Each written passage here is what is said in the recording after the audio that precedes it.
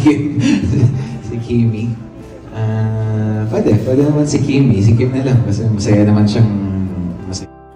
Trending si Paolo Abilino, pati na rin ang hashtag Paulo Elevator MediaCon, Kim Pao, hashtag Kim Chu at What's Wrong with Secretary Kim matapos ang MediaCon ng pelikulang Elevator kasama si Kylie Versosa.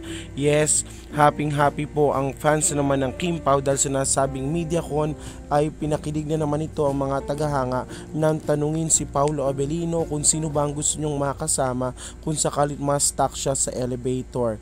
At wala namang ibang sinagot si Paolo kundi ang pangalan ni Kim Chu na tila nagtanong pa nga kung sino ba ang gusto ng mga fan.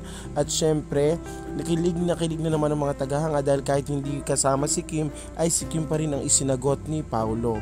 Sabi nga ng tagahanga, kunwari nagtatanong kung sino pero obvious naman si Kim. Pero ang cute lang ni Paolo, every time babanggitin niya ang Kimi, sobrang sweet pa, bebe ira. Kaso yung tawa talaga ni Sir MJ ang nagdala nung nagtanong si P kung sino. Nagtanong pa kunwari, charot-charot ka talaga Daddy Pao. Si Kim nga agad pumasok sa isip mo. Paolo Abilino, Elevator MediaCon. Well, happy ang lahat dahil kahit hindi si Kim ang leading lady niya sa pelikulang Elevator, si Kim pa rin ang isinagot niya at ito ay isa sa nakakakilig na eksena para sa phenomenal na Kim.